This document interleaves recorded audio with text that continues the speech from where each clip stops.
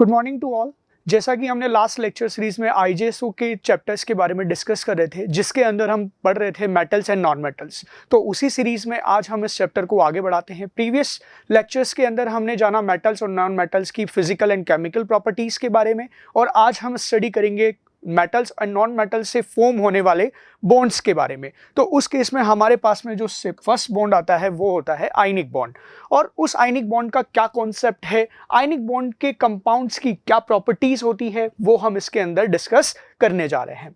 तो हमारे पास में आयनिक बॉन्ड से पहले हमें ऑक्टेट रूल पढ़ना होता है, जो ऑक्टेट रूल दिया है G N Lewis and W Kossel ने, और इन्होंने दिया 1916 के अंदर ये दिया, जिसने बोला कि according to octet rule an atom whose outermost shell contains 8 electrons it is a stable atom. Means कि अगर एक एटम है, जस्ट लाइक अगर हम बात करें किसकी, नियॉन का एग्जांपल लेते हैं।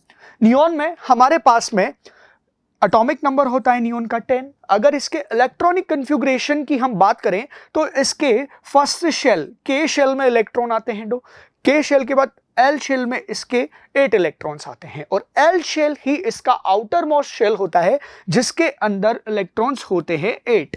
तो इसीलिए जो नियॉन होता है उसे हम एक स्टेबल गैस या फिर एक नोबल गैस बोलते हैं। क्यों? क्योंकि हमें अकॉर्डिंग टू ऑक्टेट रूल जिसके आउटर मोस्ट शेल में, जिस एटम के आउटर मोस्ट शेल में 8 इलेक्ट्रॉन्स कंप्लीटली फिल्ड हैं, वो एटम क्या हो जाएगा, वो एटम हमारा स्टेबल एटम हो जाएगा। अगर हम और एग्जांपल की बात करें, जैसे कि ऑर्गन का एटॉमिक नंबर होता है 18, और इसके इलेक्ट्रॉनिक कन्फिगरेशन की हम बात करें 2,8 होता है। अगेन इसके आउटर मोस्ट शेल में भी क्या होगा, 8 इलेक्ट्रॉन्स। तो हम जितनी भी हमारे पास में नोबल गैसेस आती है, नोबल गैसेस कौन सी, जो पीरियोडिक टेबल के 18th ग्रुप की जो सारी मेटल्स होती हैं हमारे, सारी गैसेस होती हैं हमारे पास में, उन्हें हमने नोबल गैस किया क्योंकि उनके outer most shell fully filled है, उसमें 8 इलेक्ट्रॉन्स ऑलरेडी हैं, तो वो किसी और अदर एलिमेंट के साथ में कोई रिएक्टिविटी नेचर शो नहीं करती, इसलिए हमने उन्हें क्या बोला है, इनर्ट गैसेस बोला है। अब अगर हम बात करें क्रिप्टॉन की, क्रिप्टॉन का एटॉमिक नंबर 36, और इसके भी आउटर मोस्ट शेल में इलेक्ट्रॉन कितने होते हैं, 8 होते हैं। तो यहां पर हमें यह पता चला कि जिस एटम के आउटर मोस्ट शेल के अंदर, जैसे ये एटम है कोई, अगर हम बात करें, जैसे बात करते हैं नियॉन के बारे में, तो ये नियॉन का न्यूक्लियस है जिसके अंदर हमारे पास में 10 प्रोटॉन्स होंगे, ठीक है, और 10 ही न्यूट्रॉन्स होंगे, ठीक है। और उसके अलावा अगर आउटर मोस्ट शेल की बात करेंगे, ये इसका इनर शेल जिसके अंदर 2 इलेक्ट्रॉन होंगे हमारे पास में, ठीक है, और इसके आउटर मोस्ट शेल के अंदर हमारे पास में कितने इलेक्ट्रॉन्स होंगे, 8 इलेक्ट्रॉन्स होंगे। कितने इलेक्ट्रॉन्स होंगे बच्चों, 8 इलेक्ट्रॉन्स। तो ये एटम हमारा क्या हो जाएगा, स्टेबल एटम काउंट होगा। क्यों? क्योंकि अब इसके आउटर मोस्ट शेल में और कोई इलेक्ट्रॉन्स की जरूरत नहीं है इसे, और ये किसी और के साथ रिएक्ट नहीं करेगा, इस वजह से इसे हमने स्टेबल एटम बोला। बट हाँ, हमारे पास में इसका एक एक्सेप्शन भी है, विच इज हीलियम, जो कि क्या है बच्चों, हीलियम। क्योंकि हीलियम के अंदर max to max only 2 electrons आ सकते हैं, और उसके अंदर केवल एक ही शेल होता है जिसके अंदर 2 इलेक्ट्रॉन होते हैं। तो हम एक तो या तो 8 इलेक्ट्रॉन्स होंगे तो बोलेंगे ऑक्टेट, या फिर हीलियम जैसी स्पीशीज के लिए हम बोलेंगे ड्यूप्लेट्स। क्या बोलेंगे बच्चे, ड्यूप्लेट्स, ठीक है। अब हमारे पास में जब ड्यूप्लेट्स, या तो उनके अंदर 2 इलेक्ट्रॉन्स कंप्लीटली फिल्ड हो, या फिर 8 इलेक्ट्रॉन्स आउटर मोस्ट शेल में कंप्लीटली फिल्ड हो, तो वो क्या हो जाएंगे, स्टेबल एटम हो जाएंगे। अब अगर इसी में आगे हम बात करें, तो जितने भी एटम होते हैं वो बनना चाहते हैं, वो अचीव करना चाहते हैं stable electronic configuration like noble gases. क्यों?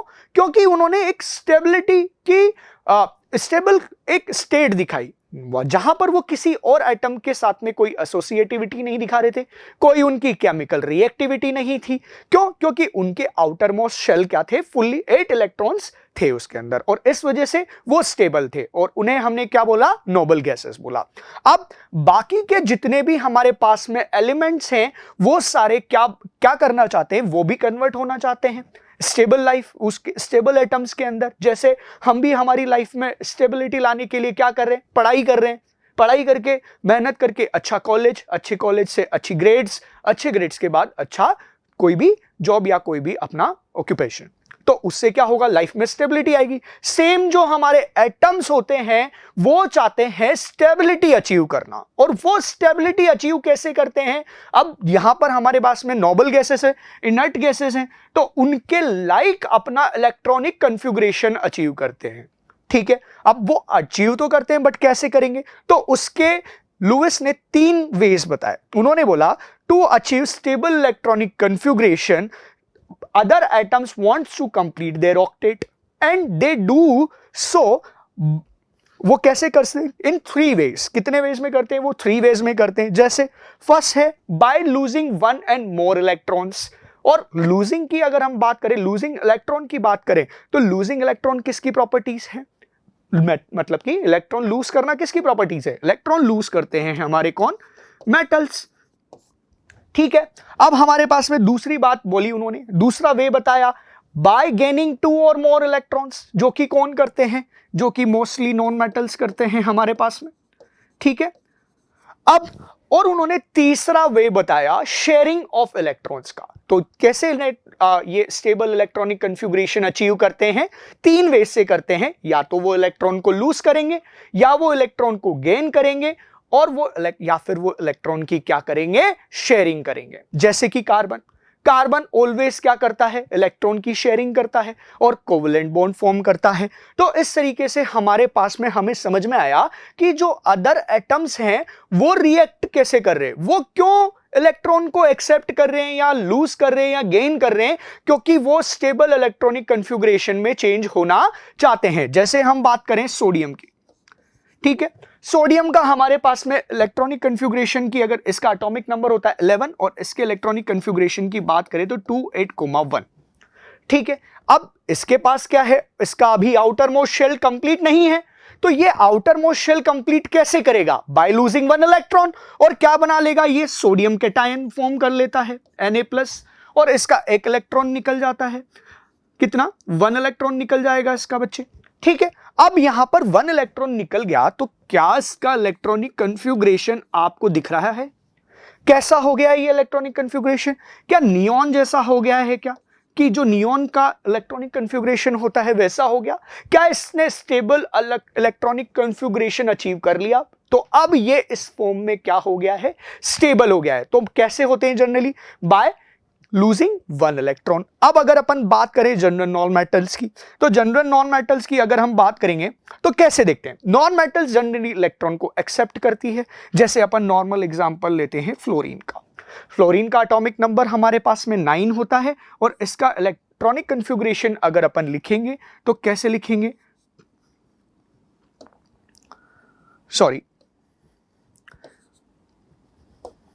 तो इसका इलेक्ट्रॉनिक कन्फिगरेशन क्या हो जाएगा? 2,7। क्या हो जाएगा? 2,7।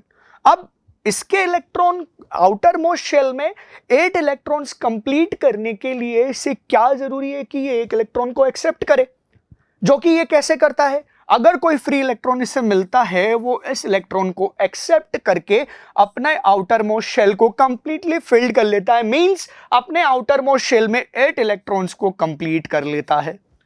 ठीक है, और क्या बना लिया इसने? एक फ्लोरीन एनाइन बना लिया, और अपना आउटर मोस्ट इलेक्ट्रॉनिक कन्फिगरेशन कैसा कर लिया? नियॉन लाइक कर लिया। तो यहां भी इलेक्ट्रॉन क्या किए इसने? गेन किए। ठीक है, अब सम इसी तरीके से हमारे पास में 1 इलेक्ट्रॉन यहां पर जो था एक्सेप्ट किया उसने। ठीक है, तो अब हम देखते हैं, आगे चलते हैं, इसके कहा क्या होता है इसके बाद में। तो हमारे पास में हमें समझ में आया कि जो एलिमेंट्स या एटम्स थे, उन एटम्स ने क्या किया कि अपने आप को स्टेबल इलेक्ट्रॉनिक कन्फिगरेशन में चेंज करने के लिए उन्होंने इलेक्ट्रॉन को गेन किया, इलेक्ट्रॉन को शेयर किया और इलेक्ट्रॉन को लूज किया।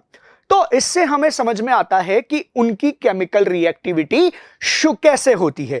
जैसे कि हमने पढ़ा था केमिकल रिएक्शन के टाइम पर कि इलेक्ट्रॉन कौन लूज करता है? जनरली मेटल्स लूज करती हैं, और नॉन मेटल्स इलेक्ट्रॉन को एक्सेप्ट करती हैं। तो उनकी रिएक्टिविटी का रीजन ही यही था कि उन्होंने इलेक्ट्रॉन को ट्रांसफर किया अब क्यों किया? क्योंकि उनको अपना स्टेबल इलेक्ट्रॉनिक कॉन्फ़िगरेशन अचीव करना था और इसी वजह से वो अपनी केमिकल रिएक्टिविटी शो करते हैं और इसी वजह से वो केमिकल बॉन्ड्स को फॉर्म करते हैं। ओके, अब हमारे पास में जैसे कुछ नोबल गैसेस हैं, तो noble gases do not usually form bonds with the other element because they are stable. अब जो नोबल गैसेस होती हैं वो किसी अदर एटम्स के साथ में कोई बॉन्ड फॉर्म नहीं करती क्योंकि उनके outer most shell already completely filled होते हैं। हमने देखा एग्जांपल नियॉन के जैसा, ऑर्गन, क्रिप्टॉन, जेनॉन, रेडॉन, ये सब कोई भी बॉन्ड फॉर्म नहीं करती। बट जो अदर एटम्स होते हैं वो किसी और एटम, इनके अलावा जो अदर एटम्स है वो अदर एटम्स के साथ में कंबाइन हो सकते हैं। और वही क्यों होते हैं? क्योंकि वो भी क्या होना चाहते हैं? स्टेबल होना चाहते हैं या फिर अपने इलेक्ट्रॉनिक कॉन्फ़िगरेशन को स्टेबल इलेक्ट्रॉनिक कॉन्फ़िगरेशन में चेंज करना चाहते हैं। इसी वजह से वो क्या शो करते हैं? केमिकल रिएक्टिविटी शो करते हैं और इसी वजह से वो केमिकल बॉन्ड्स की फॉर्मेशन करते हैं। तो इस केस में हमारे पास में जो केमिकल बॉन्डिंग होती है वो केमिकल बॉन्डिंग का रीजन भी यही है तो क्योंकि एटम क्या करना चाहते हैं? स्टेबिलिटी अचीव करना चाहते हैं। तो वो कैसे करते हैं? वो इलेक्ट्रॉन को शेयर लूज गेन करके करते हैं और इस वजह से उनके अंदर बॉन्ड फॉर्म होते हैं और वही बॉन्ड उनकी केमिकल रिएक्टिविटी को भी, नेचर को भी शो करते हैं। अब आइए हम बात करते हैं कि इलेक्ट्रॉन वैलेंट बॉन्ड या फिर आयनिक बॉन्ड्स क्या होते हैं। अब अगर हम इनकी बात करें तो हमारे पास में दो टाइप के सब्सटेंस इस चैप्टर के अंदर हमने पढ़े। वो क्या थे? मेटल्स और नॉन मेटल्स। अब हमें पता है जनरली जो सारे मेटल्स होते हैं वो इलेक्ट्रोपॉजिटिव नेचर के होते हैं। किस नेचर के होते हैं? इलेक्ट्रोपॉजिटिव नेचर के होते हैं, ठीक है। और जो हमारे नॉन मेटल्स होते हैं वो इलेक्ट्रोनेगेटिव नेचर के होते हैं। अब इलेक्ट्रोपॉजिटिव एलिमेंट्स की क्या प्रॉपर्टी है कि वो इलेक्ट्रॉन लूज करके एक केटायन बनाते हैं, ठीक है। और इलेक्ट्रॉन नेगेटिव एलिमेंट्स की क्या प्रॉपर्टी होती है कि वो मिल रहे फ्री इलेक्ट्रॉन्स को एक्सेप्ट करके एक एनायन बनाते हैं। ओके, ये हमें समझ में आ गया क्या होते हैं इलेक्ट्रोपॉजिटिव एलिमेंट्स और इलेक्ट्रोनेगेटिव एलिमेंट्स, ठीक है। अब आयनिक बॉन्ड कैसे फॉर्म होते हैं वो देखते हैं। The ionic bond is form by the atoms of electropositive and electronegative elements. जब एक केमिकल रिएक्शन के अंदर हम देखेंगे कि एक इलेक्ट्रोपॉजिटिव एलिमेंट इलेक्ट्रॉन को लूज करेगा तो इलेक्ट्रोनेगेटिव एलिमेंट उस मिल रहे फ्री इलेक्ट्रॉन को एक्सेप्ट करेंगे। क्यों? क्योंकि वो अपना स्टेबल इलेक्ट्रॉनिक कॉन्फ़िगरेशन अचीव करना चाहते हैं और वो ऐसा करके अपने जो इलेक्ट्रोपॉजिटिव एलिमेंट होते हैं वो तो केटायन, पॉजिटिव चार्ज आयंस में चेंज हो जाते हैं और इलेक्ट्रोनेगेटिव एलिमेंट्स वहां पर एक नेगेटिवली चार्ज आयन में चेंज हो जाते हैं, ठीक है। अब जब ये दोनों नेगेटिव चार्ज पार्टिकल और positive charge particle opposite charge के हैं तो ये जब आपस में अट्रैक्शन फोर्स शो करते हैं। कैसे? क्योंकि पॉजिटिव और नेगेटिव चार्ज अपोजिट हैं और अपोजिट चार्ज हमें पता है अट्रैक्ट्स ईच अदर, ठीक है। तो उनके बीच में एक स्ट्रॉन्ग फोर्स फॉर्म होता है और उस स्ट्रॉन्ग फोर्स को हम बोलते हैं इलेक्ट्रोस्टैटिक फोर्स, ठीक है। और उस इलेक्ट्रोस्टैटिक फोर्स ऑफ अट्रैक्शन उनके बीच में वर्क करता है और इस वजह से जो कंपाउंड, जो एलिमेंट्स होते हैं वो एक साथ क्या हो जाते हैं? कंबाइन हो जाते हैं और वो कॉम्बिनेशन, वो कंबाइन होना ही, वो जो बॉन्ड फॉर्म किया आयंस की वजह से, वही क्या कहलाता है? आयनिक बॉन्ड हो जाता है, ठीक है। या फिर अब उन कंपाउंड को जो आयनिक बॉन्ड फॉर्म करते हैं उन्हें हम आयनिक कंपाउंड कहते हैं या फिर उन्हें हम बोलते हैं इलेक्ट्रोवैलेंट बॉन्ड्स और या फिर उनको कहेंगे इलेक्ट्रोवैलेंट्स कंपाउंड, ठीक है। अब हमारे पास में कैसे होता है आइए एक समझते हैं एग्जाम्पल की फॉर्म में। जैसे अब हमें पता है कि अब क्या होता है, देखो जब हमारे पास में एक मेटल होती है, जैसे एग्जाम्पल लेते हैं हम NaCl का। एक NaCl एक आयनिक कंपाउंड है जो कि कंसिस्ट होता है टू टाइप के आयन से। एक होता है हमारे पास में सोडियम पॉजिटिव आयन, एक होता है हमारे पास में क्लोरीन नेगेटिव आयन, ठीक है। अब ये कैसे फॉर्म होते हैं? अब हमें पता है कि एक मेटल जो कि सोडियम है यहां पर, वो क्या करता है? इलेक्ट्रॉन को लूज करेगा, ठीक है, और जो एनर्जी उस इलेक्ट्रॉन को लूज कराने के लिए रिक्वायर्ड है, उस अमाउंट ऑफ एनर्जी को हम क्या बोलेंगे, आयोनाइजेशन एनर्जी। अब वो आयोनाइजेशन एनर्जी जैसे ही इसे मिली तो इसने क्या किया बच्चे, यहां पर अपना एक इलेक्ट्रॉन लूज किया, और वो इलेक्ट्रॉन लूज करके इन्होंने अपने इलेक्ट्रॉनिक कॉन्फ़िगरेशन को कैसा बना लिया, स्टेबल बना लिया। ठीक है, अब स्टेबल बनने से क्या हुआ, एक इलेक्ट्रॉन लूज हुआ तो यहां पर सोडियम हमारे पास में पॉजिटिव पॉजिटिव चार्ज का आयन बन गया। अब same goes in the case of chlorine. Chlorine है अब यहां पर एक नॉन मेटल की जनरल प्रॉपर्टी होती है कि वो इलेक्ट्रॉन्स को एक्सेप्ट कर रहे हैं। अब ये दोनों रिएक्शन में एक साथ हैं, तो जो सोडियम ने इलेक्ट्रॉन लूज किया था वो इलेक्ट्रॉन कौन एक्सेप्ट करता है, वो इलेक्ट्रॉन हमारा क्लोरीन एक्सेप्ट करता है। क्यों, क्योंकि इसके आउटर मोस्ट शेल में हम देख रहे हैं 7 इलेक्ट्रॉन्स हैं, पर लुईस ने बोला है कि स्टेबल बनने के लिए 8 इलेक्ट्रॉन्स चाहिए आपको। ठीक है, तो वो कैसे, जो फ्री इलेक्ट्रॉन मिला उसको इन्होंने एक्सेप्ट किया, और एक्सेप्ट करके किसमें चेंज हो गए, Cl- आयन में, जिसे हम क्या बोलते हैं, क्लोरीन नेगेटिव आयन। ठीक है, क्लोराइड आयन में चेंज हुआ। अब यहां पर इसके क्लोराइड आयन के अंदर अगर हम देखेंगे तो आउटर मोस्ट शेल में कितने इलेक्ट्रॉन्स हैं, 8 इलेक्ट्रॉन्स कंप्लीट हो चुके हैं। ठीक है, अब इस प्रोसेस में जब हम किसी इलेक्ट्रॉन का एडिशन किसी न्यूट्रल एटम के अंदर कराते हैं तो एक अमाउंट ऑफ एनर्जी रिलीज होती है, उस एनर्जी को हम बोलते हैं इलेक्ट्रॉन एफिनिटी।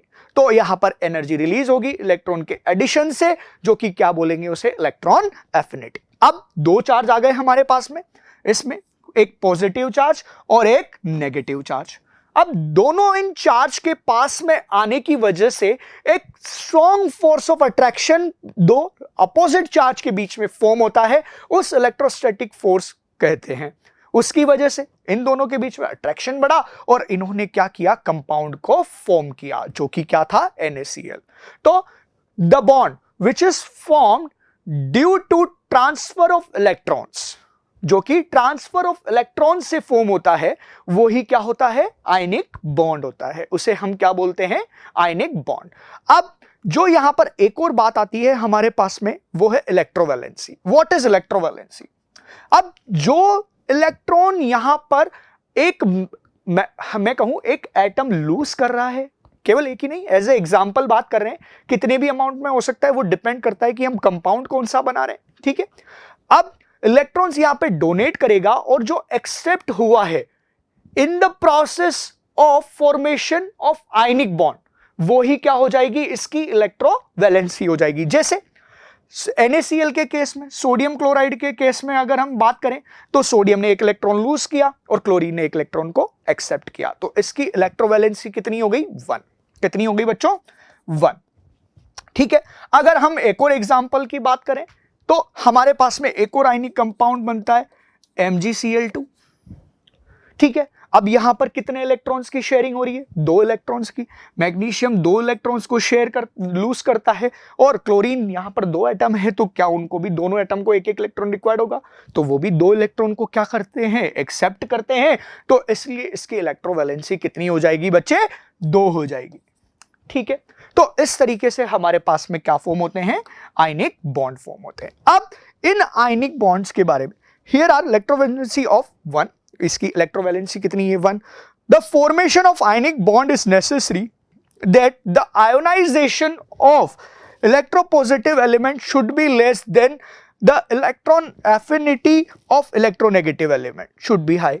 मतलब कि जो आयोनाइजेशन एनर्जी है वो कम होनी चाहिए इलेक्ट्रॉन एफिनिटी से, तब जाकर ही क्या फॉर्म होते हैं बच्चे, आयनिक बॉन्ड फॉर्म होते हैं। ठीक है, अब नेक्स्ट अगर हम चलें आगे यहां पर, तो हमारे पास में आती है कुछ certain properties of ionic compound, जो कि क्या होती है, आइए देखते हैं। आयनिक प्रॉपर्टीज की, अगर आयनिक कंपाउंड की प्रॉपर्टीज की अगर हम बात करें तो वहां पर पहले सबसे पहली प्रॉपर्टी आती है कि ionic compound are consist of ions, जो कि हमने देखा कि जो जितने भी आयनिक कंपाउंड है उनके अंदर 2 टाइप के आयंस की तो प्रेजेंस होगी ही होगी। जैसे एक तो होगा positively charge particle ion, sorry, और एक होगा नेगेटिवली चार्ज आयन। दोनों के साथ में आने से एक केटायन बनेगा, एक एनायन होगा, और वो दोनों ही किसके अंदर होते हैं? आयनिक बॉन्ड के अंदर होते हैं। जैसे सोडियम क्लोराइड की बात करें तो यहां पर सोडियम केटायन, एक क्लोरीन एनायन है। अगर मैग्नीशियम फ्लोराइड की बात करें तो यहां पर मैग्नीशियम केटायन है, ठीक है, और फ्लोराइड एक एनायन है। ठीक है, समझ में आया? तो इसलिए हम क्या बोलते हैं कि जो आयनिक कंपाउंड होते हैं बच्चे, वो कंसिस्ट होते हैं किसके? आयंस के। अब इनकी फिजिकल नेचर की बात करें। अब फिजिकल नेचर से मतलब कि अब यहां पर हमने देखा कि यहां पर एक strong electrostatic force of attraction लग रहा है। वो इलेक्ट्रोस्टैटिक फोर्स ऑफ अट्रैक्शन इसके अंदर जो एटम्स हैं उनको इतनी ज्यादा तरीके से अट्रैक्ट करता है, इतनी कैपेसिटी से अट्रैक्ट करता है कि इनके बीच में स्पेस क्या होते हैं? मिनिमम होते हैं। और मिनिमम स्पेस होने की वजह से जो फिजिकल नेचर आयनिक कंपाउंड की होती है वो कैसी हो जाती है बेटा? सॉलिड हो जाती है। कैसी हो जाती है? सॉलिड। तो मोस्टली जो आयनिक कंपाउंड होते हैं वो हमारे पास में क्या होते हैं? सॉलिड होते हैं, और रिलेटिवली हार्ड नेचर के होते हैं, क्योंकि उनके अंदर strong electrostatic force of attraction work कर रहा होता है। ठीक है, अब नेक्स्ट पॉइंट की अगर हम बात करें यहां पर, तो नेक्स्ट पॉइंट हमारे पास में आता है melting point and boiling point. ठीक है, तो अब देख रहे हैं क्या यहां पर दो एनर्जी लग रही थी, ठीक है, आयनोजेशन एनर्जी और इलेक्ट्रॉन एंथैल्पी। अब यहां पर अगर हम बात करें कि स्ट्रॉन्ग इलेक्ट्रोस्टैटिक फोर्स होने की वजह से इनको मेल्ट करवाने के लिए या फिर इनको वेपर में चेंज करने के लिए बहुत हाई अमाउंट में एनर्जी की रिक्वायरमेंट होती है। इस वजह से इनके जो बॉइलिंग पॉइंट्स होते हैं और मेल्टिंग पॉइंट्स होते हैं वो जनरली क्या होते हैं? हाई होते हैं। ठीक है, क्योंकि क्या होता है? वही strong electrostatic force of attraction होता है। इस वजह से इनके जनरली इनके अंदर जो मेल्टिंग पॉइंट्स हैं और बॉइलिंग पॉइंट्स हैं वो भी क्या होते हैं बच्चे? हाई होते हैं। अब हम बात करते हैं एक मोस्ट इंपॉर्टेंट प्रॉपर्टी की, जो है क्रिस्टल स्ट्रक्चर। अब क्रिस्टल स्ट्रक्चर क्या होता है? जब हमने आयनिक कंपाउंड को देखा एक्सरे से, एक्सरे देखे तो हमें देखा कि ionic compound do not exist as a single molecule. Ionic compound क्या नहीं थे? केवल एक सिंगल मॉलिक्यूल नहीं था। जैसे NaCl है तो ऐसा नहीं था कि केवल NaCl का केवल एक ही मॉलिक्यूल है या यहां पर, ठीक है, ऐसा नहीं मिला। But this is due to the fact that the force of attraction are not restricted to a single unit such as a sodium ion or a chlorine ion, but the number of uniform electrostatic field around an ion, जो each ion था वो attracted था a large number of other types of ion। मतलब कि अगर एक sodium cation है तो वो large number of chlorine anion से यहां पर क्या था? कवर्ड हुआ था। जैसे कि हम यहां पर इस डायग्राम में देख रहे हैं। ठीक है, हमारे पास में यहां पर अगर हम बात करें, एक मिनट, चलो, तो अगर हम बात करें, जो मैं ये येलो डॉट्स बना रहा हूं यहां पे, ये येलो डॉट्स शो कर रहे हैं किसको? सोडियम केटायन को, और ये व्हाइट डॉट शो कर रहे हैं किसको बच्चे? क्लोराइड आयन को। तो यहां पर देख रहे हैं हम साफ कि जब ये येलो है तो ये क्या है? इसके आसपास दोनों तरफ क्या होंगे? क्लोराइड आयन होंगे, और इसके नीचे भी क्या होगा? क्लोराइड आयन होगा। ठीक है, अब ये इस क्लोराइड आयन के पास क्या होता है? एक सोडियम आयन होता है। अगेन इसके नीचे यहां पर भी एक सोडियम आयन होगा। ठीक है, इसके अगर ऊपर कोई कुछ हुआ, कोई स्ट्रक्चर हुई, तो वहां पर भी ये कवर्ड अप होगा। तो ये बोल रहा है कि for example a sodium ion will not attracted by only one chloride ion, but it is attracted by as many negative charge as it can। मतलब कि ये अट्रैक्ट कर सकता है जितना चार्ज ये चाहे। ठीक है, similarly the chloride ion will attract the several numbers of sodium ion. ठीक है, और इस वजह से इन दोनों के अंदर कोई फिक्स एक ऐसा नंबर नहीं है कि भाई हमने बोल दिया कि यार 4 क्लोराइड आयन केवल 4 सोडियम आयन से कनेक्टेड, ऐसा नहीं है, कोई फिक्स नंबर नहीं है। ठीक है, और फिक्स नंबर ना होने की वजह से जो यहां पर एक रेगुलर अरेंजमेंट बनता है और उस 3D डायमेंशन को, उस 3D अरेंजमेंट को ही हम क्या बोलते हैं, क्रिस्टल लैटिस बोलते हैं, ठीक है। Due to that there is a regular arrangement of these ion 3 dimension as shown in the diagram. A regular arrangement is called a crystal lattice. यही क्या होता है, क्रिस्टल लैटिस होता है, क्योंकि इसके अंदर ये नहीं फिक्स है कि एक सोडियम केटायन कितने नंबर ऑफ क्लोरीन एनायन को अट्रैक्ट करेगा, क्योंकि वो large number of chlorine anion को अट्रैक्ट कर सकता है। उसी तरीके से एक क्लोरीन एनायन यहां पर large number of sodium cation को अट्रैक्ट कर सकता है, जिस वजह से एक रेगुलर 3D अरेंजमेंट फॉर्म होता है। और उस रेगुलर 3D अरेंजमेंट को ही हम क्या बोलते हैं, क्रिस्टल लैटिस बोलते हैं, जो कि इसकी कौन सी प्रॉपर्टी है, क्रिस्टल लैटिस जैसी प्रॉपर्टी होती है। और इसकी स्ट्रक्चर क्या हो जाएगी, क्रिस्टल्स की फॉर्म में ये हमें ऑब्टेन हो जाएगा, ठीक है। नेक्स्ट मूव करते हैं हम आगे। आइए अब बात करते हैं सोल्युबिलिटी के बारे में। अब हमारे पास में आयनिक कंपाउंड्स होते हैं, और आयनिक कंपाउंड जो होते हैं सोल्यूबल होते हैं पोलर सॉल्वेंट्स के अंदर। पोलर सॉल्वेंट्स क्या होते हैं, जिनके अंदर ऐसे सॉल्वेंट जिनके अंदर पार्शियली चार्ज होता है, जैसे हमारे पास में है कौन, ऑक्सीजन, सॉरी वाटर, ठीक है। वाटर के अंदर क्या होता है, ऑक्सीजन और हाइड्रोजन की इलेक्ट्रोनेगेटिविटी में डिफरेंस होने की वजह से यहां पर पार्शियली चार्ज डेवलप होते हैं, जिसकी वजह से वाटर के अंदर पोलैरिटी जनरेट होती है। और उस पोलैरिटी की जनरेट होने की वजह से वाटर को हम एक पोलर सॉल्वेंट बोलते हैं, ठीक है। तो जितने भी आयनिक कंपाउंड हैं उनको सोल्यूबल कराने के लिए, आयनिक सॉल्वेंट जो सॉल्यूशन बनाने के लिए, उनके हमें कौन से सॉल्वेंट चाहिए होंगे, पोलर सॉल्वेंट। और पोलर सॉल्वेंट कौन सा, लाइक वाटर। और ये इनसॉल्युबल रहते हैं नॉन पोलर सॉल्वेंट में, जो कि हमारे ऑर्गेनिक सॉल्वेंट्स होते हैं, जैसे कार्बन टेट्राक्लोराइड, ठीक है, बेंजीन, पेट्रोल, एक्सेट्रा एक्सेट्रा, ठीक है। अब नेक्स्ट पॉइंट आता है इस केस में किसका, ब्रिटल नेचर का, जो कि इसकी नेक्स्ट प्रॉपर्टी है।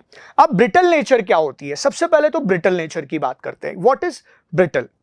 अब जब हमने किसी भी कंपाउंड के ऊपर एक्सटर्नल फोर्स अप्लाई किया, तो उस फोर्स अप्लाई करने की वजह से वो कंपाउंड या वो मैटर पीसेस में ब्रेक हो जाता है, और उस पीसेस में ब्रेक होने की प्रॉपर्टी को उसकी ब्रिटलनेस कहते हैं। और जो सब्सटेंस ये ब्रिटलनेस की प्रॉपर्टी शो करते हैं, उन्हें हम क्या बोलते हैं, ब्रिटल कंपाउंड्स।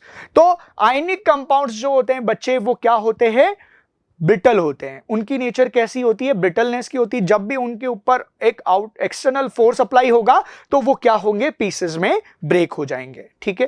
क्या आपने कभी भी देखा है, आप मार्केट गए हो कि NaCl को अगर अपन देखें, सोडियम क्लोराइड को, तो जनरली वो मिनरल रॉक की फॉर्म में मिलता है, ठीक है। जैसे ही हम उसके ऊपर थोड़ा सा एक्सटर्नल फोर्स लगाएंगे वो ब्रेक हो जाता है पीसेस में। क्यों हो जाता है, आइए समझते हैं।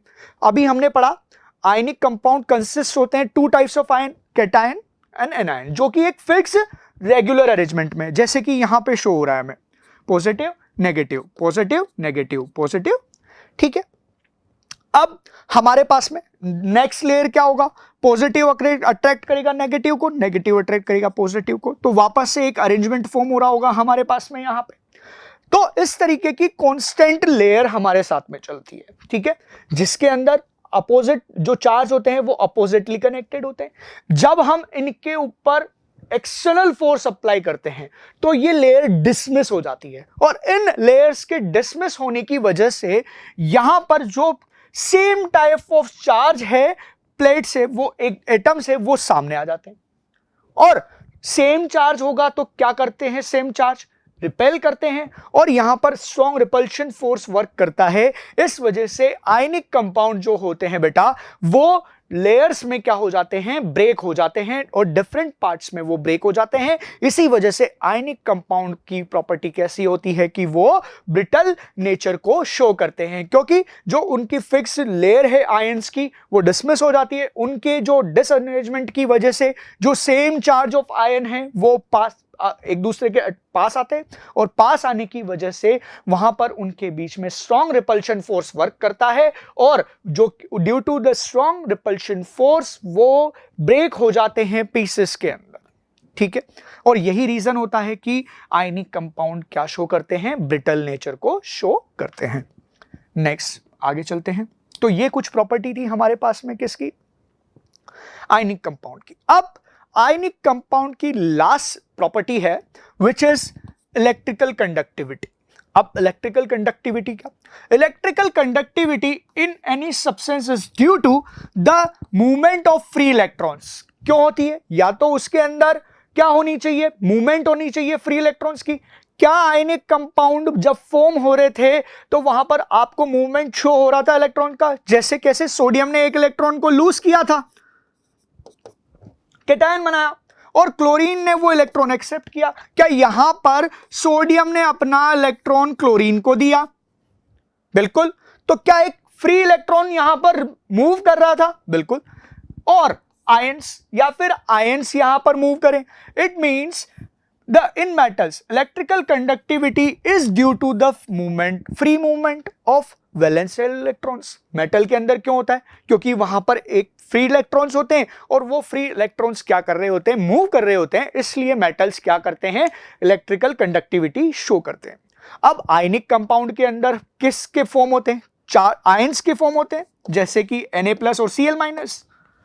अब यहां पर क्या मूव कर रहे होंगे, चार्ज मूव कर रहे होंगे, और इन चार्ज के मूव होने की वजह से ही इसके अंदर क्या होती है, इलेक्ट्रिकल कंडक्टिविटी शो करते हैं। And ionic compound shows electrical conductivity due to the movement of ions, but लेकिन इसकी एक कंडीशन है, कब, either in fused state, fused state means जब ये melted form में होगा तब, या फिर ये soluble state में हो, मतलब ये किसी polar solvent में dissolve हो, या फिर इसका water के अंदर जो aqueous solution होगा वो ही जो इलेक्ट्रिकल कंडक्टिविटी है वो ही शो कर पाएगा, अदरवाइज ये इलेक्ट्रिकल कंडक्टिविटी शो नहीं करेगा। ठीक है, केवल कब, या तो ये खुद लिक्विड फॉर्म में हो या फिर ये किसी अदर सॉल्वेंट, पोलर सॉल्वेंट के अंदर डिसॉल्व हो, तब ही ये इलेक्ट्रिकल कंडक्टिविटी शो कर सकता है।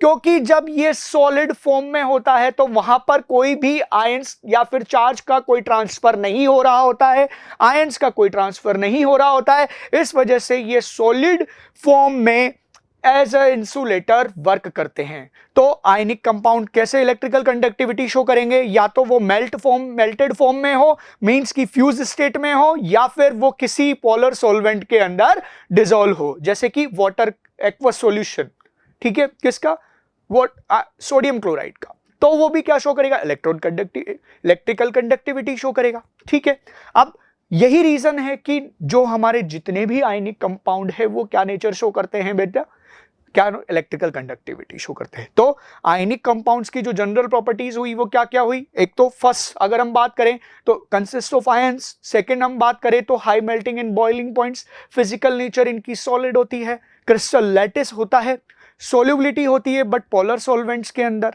ठीक है, और लास्ट प्रॉपर्टी क्या होती है बच्चे, इलेक्ट्रिकल कंडक्टिविटी। तो ये थे पूरे आयनिक कंपाउंड्स। ठीक है, इसके बाद में इस चैप्टर के अंदर जब हम आगे बढ़ेंगे तो उसके अंदर हम पढ़ते हैं कोरोजन ऑफ मेटल्स, जो कि हमारा नेक्स्ट टॉपिक है, corrosion and alloy.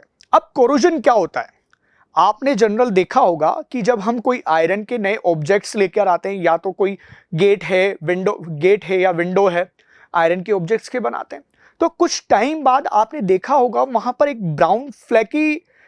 Brown colour की एक फ्लैकी लेयर बन जाती है, रेड ब्राउन कलर की। वो क्यों बनती है, क्या रीजन होता है उसके पीछे, आइए देखते हैं। तो the surface of many metal is easily attacked when exposed to atmosphere, मतलब जब मेटल की सरफेस कांस्टेंट कांटेक्ट में होती है एटमॉस्फेयर के, तो दे रिएक्ट विद एयर और water present in environment and form undesirable compounds on the surface of metals. These compounds are generally oxides, वो क्या होते हैं, ऑक्साइड्स होते हैं। अब कोरोजन क्या होता है, the process of deterioration of metal as a result of the reaction with air और the water vapour present in it. उसकी वजह से इसके ऊपर एक अनडिजायरेबल कंपाउंड, या फिर मैं कहूं अनडिजायरेबल ऑक्साइड्स की लेयर फॉर्म हो जाती है, और उसकी वजह से मेटल क्या होने लग जाता है, डिग्रेड होने लग जाता है। इसी फिनोमेना को, इसी प्रोसेस को हम क्या बोलते हैं, कोरोजन बोलते हैं। तो the corrosion is a process of deterioration of metal as a result of its reaction with air and atmosphere and water vapour present in environment, ठीक है, व्हेन एक्सपोज्ड टू सराउंडिंग, ठीक है। अब सबसे पहले इस केस में अगर हम मेटल्स के फॉर्म में बात करें तो सबसे पहला जो मेटल है, द मोस्ट इंपॉर्टेंट मेटल हमारे पास में आयरन आता है। अब आयरन के अंदर कैसे कोरोजन होता है, जब आयरन मेटल एक्सपोज होता है किससे, एनवायरनमेंट में प्रेजेंट वाटर वेपर या फिर जिसको हम मॉइस्चर भी बोल सकते हैं, मॉइस्चर से, और एनवायरनमेंट में प्रेजेंट ऑक्सीजन गैस पे, तो वहां पर एक ब्राउन फ्लेकी कलर का सब्सटेंस फॉर्म हो जाता है जिसे जनरली हम क्या बोलते हैं, रस्ट, क्या बोलते हैं, रस्ट। और इस प्रोसेस को ही क्या बोलते हैं हम, रस्टिंग ऑफ आयरन, ठीक है, जिसके अंदर क्या हो रहा होता है, जैसे कि हमारे पास ये आयरन है, ठीक है। अब आयरन तो है पर एनवायरनमेंट में कौन सी गैस भी है, ऑक्सीजन गैस। कौन सी गैस होती है, ऑक्सीजन गैस, प्लस एनवायरनमेंट में हमारे पास में वाटर वेपर भी प्रेजेंट है। अब ये तीनों एक साथ रिएक्ट करेंगे, किसके ऊपर, दोनों जाएंगे कि मेटल की सरफेस से कांटेक्ट में आएंगे, ठीक है। मेटल की सरफेस के कांटेक्ट में आने से यहां पर एक कंपाउंड बनता है जो कि होता है हाइड्रेटेड फेरिक ऑक्साइड। क्या होता है, हाइड्रेटेड फेरिक ऑक्साइड। और इस हाइड्रेटेड फेरिक ऑक्साइड को ही जनरली हम क्या बोलते हैं, रस्ट बोलते हैं। क्या बोलते हैं इसे, रस्ट। और इसका कलर कैसा होता है, रेड ब्राउन कलर का होता है। और इसी वजह से क्या प्रोसेस होती है, रस्टिंग ऑफ आयरन की। अब आप यहां पर देख रहे हो आयरन के अंदर ऑक्सीजन कंबाइन हुआ, तो क्या जब एडिशन ऑफ ऑक्सीजन होता है किसी सब्सटेंस के अंदर तो वो कौन सी रिएक्शन हो जाती है, ऑक्सीडेशन प्रोसेस हो जाती है। और इस वजह से आयरन का जो ऑक्सीडेशन है वो प्लेस होता है, जिसकी वजह से जो एनवायरमेंटल ऑक्सीजन है और वाटर वेपर है वो रिएक्ट करते हैं और आयरन मेटल जो होती है वो डिग्रेड होने लग जाती है और उसकी स्ट्रेंथ क्या हो जाती है, कम हो जाती है। इसी वजह से जो आयरन के ऑब्जेक्ट्स हैं जब वो कॉन्स्टेंटली एनवायरनमेंट के अंदर जो वाटर वेपर और ऑक्सीजन गैस प्रेजेंस है उससे कांटेक्ट में आते हैं तो वो कोरोड हो जाते हैं। और इसी को हम बोलते हैं कोरोजन ऑफ आयरन या फिर हम बोलते हैं रस्टिंग ऑफ आयरन, ठीक है। अब क्या पॉसिबल है, जितनी ज्यादा मेटल रिएक्टिव होगी, जितनी ज्यादा मेटल रिएक्टिव होगी वो उतना ही जल्दी एक्सपोज होगी एनवायरमेंटल गैसेस से और वो उतनी ही जल्दी उसका क्या होगा, कोरोजन होगा। तो इस वजह से जो मेटल्स होती है जनरली सारी हमारे पास में क्या हो जाती है, रस्ट हो जाती है। अब एक एक्सपेरिमेंट शो देखते हैं जो शो करेगा, experiment to show the rusting of iron is required both air and water, ठीक है। इसके लिए हम एक एक्सपेरिमेंटल सेटअप तैयार करेंगे जिसके अंदर टेस्ट ट्यूब ए के अंदर हमने लिया है टेस्ट ट्यूब, उसके अंदर हमने लिया है एनहाइड्रस कैल्शियम क्लोराइड, ठीक है। और यहां पर हमने ड्राई एयर को फिल किया है। किस एयर को फिल किया है, ड्राई एयर को। मतलब कि इस एयर के अंदर क्या नहीं है, यहां पर बिल्कुल भी मॉइस्चर प्रेजेंट नहीं है। और एनहाइड्रस कैल्शियम क्लोराइड क्या होगा, अगर बाई चांस कोई गलती से यहां पर वाटर वेपर के मॉलिक्यूल्स प्रेजेंट भी हो जाएं तो उनको कौन एब्सॉर्ब कर लेगा, कैल्शियम क्लोराइड, ठीक है। अब हमारे पास में सेकंड पॉइंट है, सेकंड टेस्ट ट्यूब बी, जिसके अंदर हमने बॉइल वाटर लिया है, ठीक है। बॉइल वाटर लेने के साथ में उसमें हमने एक लेयर फॉर्म की है किसकी, ऑयल की, और उसके अंदर फिर हमने फिल की है क्या, एयर, नॉर्मल एयर, ठीक है। यहां पर थी ड्राई एयर, यहां पर है नॉर्मल एयर। और जो हमारी थर्ड टेस्ट ट्यूब है सी, उसके अंदर अगर हम देखेंगे तो उसके अंदर सिर्फ क्या है हमारे पास में, एयर है नॉर्मल, वाटर है और नेल भी क्या है, हाफ डिप्ड है किसके अंदर, वाटर के अंदर, और ये कंप्लीटली एयर से एक्सपोज्ड है, ठीक है। अब हमें जनरली जो देखा, ऑब्जर्व किया, इसके बेस ऑब्जर्वेशन क्या आई कि टेस्ट ट्यूब सी के अंदर तो ये आयरन की जो नेल थी वो रस हो गई थी, उसके ऊपर ब्राउन कलर की लेयर फॉर्म हो गई थी। तो क्या हुआ, क्यों हुआ यहां पर ऐसा, क्योंकि यहां पर एयर में ऑक्सीजन भी प्रेजेंट है और वाटर वेपर भी प्रेजेंट है। दोनों के प्रेजेंट होने की वजह से आयरन का यहां पर क्या हो गया, कोरोजन हो गया। बट टेस्ट ट्यूब बी के अंदर ऐसा नहीं हुआ। क्यों, क्योंकि जब हमने देखा यहां पर बॉइल्ड वाटर के ऊपर अपन ने ऑयल की लेयर जो डाली थी वो ऑयल की लेयर एयर को पास नहीं होने देती है वाटर के अंदर, जिससे कि जो आयरन की नेल है और एयर का कोई कांटेक्ट नहीं हो पाता। और वहां पर ऑक्सीजन से उसकी रिएक्शन भी पॉसिबल नहीं होती। इस वजह से टेस्ट ट्यूब बी में रखी हुई आयरन नेल भी रस्ट नहीं होती है, उसका भी कोरोजन नहीं होता। Same course gas with the test tube C, मतलब कि देखते हैं। आइए अब देखेंगे यहां पर हमारे पास में यहां पर केवल एयर है, ऑक्सीजन प्रेजेंट है, यहां पर कोई भी वाटर की वेपर प्रेजेंट नहीं है। यहां पर तो वाटर वेपर प्रेजेंट थी, बट वाटर प्रेजेंट था, बट एयर में ऑक्सीजन की प्रेजेंस की वजह से वो पास नहीं हो पाई और ऑक्सीजन जो है नेल के साथ रिएक्ट नहीं कर पाई। क्यों? क्योंकि लेयर ऑफ ऑयल थी। तो क्या यहां पर हमें साफ साफ नजर आ रहा है कि जब ऑक्सीजन और वाटर वेपर दोनों थे तब तो आयरन नेल रस्ट हो गई, बट दोनों में से यहां पर क्या एब्सेंस था? ऑक्सीजन की एब्सेंस थी, तो यहां पर क्या नहीं हुई? वो रस्ट नहीं हुई। और ए टेस्ट ट्यूब के अंदर हमारे पास में ड्राई एयर थी, यहां पर कोई वाटर के मॉलिक्यूल्स या फिर मैं कहूं वाटर वेपर के मॉलिक्यूल्स प्रेजेंट नहीं थे, इस वजह से रस्टिंग नहीं हुई। तो रस्टिंग ऑफ आयरन के लिए क्या जरूरी है? हमने देखा रस्टिंग ऑफ आयरन के लिए जरूरी है कि वहां पर कांस्टेंट आयरन की नेल या फिर iron metal constant regular contact में होना चाहिए, किसके? एनवायरमेंटल ऑक्सीजन और वाटर वेपर के, तभी आयरन एक क्या होगा? कोरोड होगा, और इसे ही हम क्या बोलेंगे? कोरोजन ऑफ आयरन बोलेंगे। आइए नेक्स्ट बात करते हैं। अब इसके अंदर हमने जो ऑब्जर्वेशन देखी, no rust will in the nail kept in dry air in the first test tube, this tells us that rusting of iron does not take place in air alone, air के अंदर भी नहीं होती है। और second में भी नहीं हुई, the no rust is seen on the surface of iron nail kept in air boiled water in the placed in the second test tube, because this tells us that rusting of iron also do not take place only when water is available। तो मतलब oxygen available होगी, only air available होगी तो भी नहीं होगा, और केवल अगर वाटर अवेलेबल होता है तो भी नहीं होगा।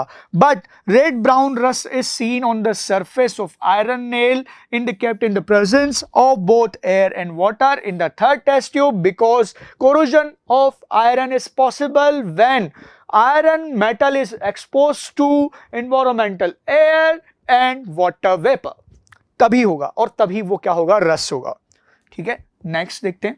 आइए प्रिवेंशन ऑफ रस्टिंग। अब जब मेटल्स है तो जरूरी है, ऐसा तो मेटल हमारे खराब हो जाएगी, यूज नहीं कर पाएंगे। अब बाई चांस जैसे आयरन के हमारे जो रेलवे ट्रैक्स होते हैं आयरन के होते हैं, ठीक है, अब आयरन के रेलवे ट्रैक्स हैं तो अगर लगातार कांस्टेंट एटमॉस्फेरिक कांटेक्ट में होते हैं, वो एयर भी प्रेजेंट होती है, वाटर वेपर भी प्रेजेंट होती है, तो वो कोरोजन हो जाना चाहिए था, खराब हो जाने चाहिए थे। जैसे हम बात करते हैं ब्रिजेस, ऐसे तो उनकी स्ट्रेंथ में कम आ जाएगी और कोई हार्मफुल एक्सीडेंट कोज हो सकता है वहां पर। तो क्या जरूरी है उसके लिए? हमें प्रिवेंशन ऑफ रस्टिंग जरूरी है। रस्टिंग से प्रिवेंशन कैसे? उसके कुछ मेथड्स हैं जो हम डिस्कस करते हैं। तो फर्स्ट मेथड है corrosion of metal can be prevented by coating the metal surface with a thin layer of paint. या तो हम क्या करें, उसके ऊपर थिन लेयर अप्लाई करें, किसकी? पेंट की, या फिर वार्निश की, और या फिर किसकी? ग्रीस की। ठीक है, अगर हम बात करते हैं B, iron is protect from rusting with the thin layer of another metal. या तो हम क्या करें, उसके ऊपर अलग मेटल की क्या करेंगे? एक लेयर फॉर्म कर सकते हैं। ठीक है, और जो कि उससे क्या होगी? मोर रिएक्टिव नेचर की होगी। तो जैसे मेरे पास में है एक मेटल है, ये आयरन की क्रूड है, इसके ऊपर मैंने इससे मोर रिएक्टिव, क्या जिंक इससे मोर रिएक्टिव है क्या? रिएक्टिविटी सीरीज में आयरन के ऊपर पोजीशन पे जिंक आता है, तो मैं यहां पर क्या करूं? जिंक की एक लेयर चढ़ा दूं। ठीक है, और जब हम आयरन के ऑब्जेक्ट्स के ऊपर जिंक की लेयर चढ़ाते हैं तो उसे हम बोलते हैं एक नाम देते हैं which is known as galvanization. ठीक है, क्या बोलते हैं उसे? गैल्वेनाइजेशन। जब हम आयरन के ऑब्जेक्ट्स के ऊपर जिंक की कोटिंग करते हैं तो उस प्रोसेस को हम बोलते हैं क्या? गैल्वेनाइजेशन। क्या होगा अब यहां पर? कैसे ये प्रिवेंट करेगा? जैसे ही ये जिंक है, अब जिंक की रिएक्टिविटी आयरन से तो ज्यादा है, तो ये जब इन्वायरमेंटल ऑक्सीजन के कांटेक्ट में आएगा, एयर और वाटर वेपर के कांटेक्ट में आएगा, तो पहले जनरल ये रिएक्शन कर लेगा, और आयरन हमारा प्रिवेंट हो जाएगा किससे, रस्टिंग से। तो यहां पर हम क्या फॉर्म करते हैं, थिन लेयर फॉर्म करते हैं किसकी, अदर मेटल्स की। और जनरली जो commonly zinc is used for the active metal covering for iron surface of iron, the process of covering iron objects with zinc is called galvanisation. और इस तरीके से आयरन को हम क्या कर सकते हैं, कोट कर सकते हैं दूसरी मेटल से। अब हमारे पास में थर्ड क्या है, थर्ड प्रोसेस है अलोइंग की। या तो हम क्या करें, अलोइंग कर दें उसकी।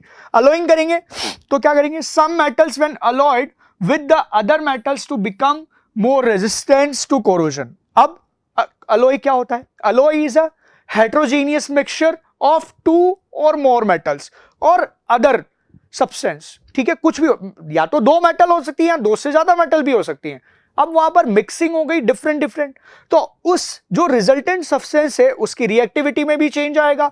अब रिएक्टिविटी में चेंज आने की वजह से हमें पता नहीं है कि वो किस तरीके से रिएक्ट करेगा, क्योंकि दो या वहां पर मैक्सिमम जो पॉसिबिलिटी है वहां पर डिफरेंट डिफरेंट क्या लेयर फॉर्म हो चुकी है, बिल्कुल। तो उस वजह से different different metals different different तरीके से रिएक्ट करेगी और जो रिजल्टेंट होगा उसकी वजह से रस्टिंग वहां पर अवॉइड हो जाएगी। ठीक है, तो some metals are when alloyed with the other metals become more resistant to corrosion for when iron is alloyed with chromium and निकल।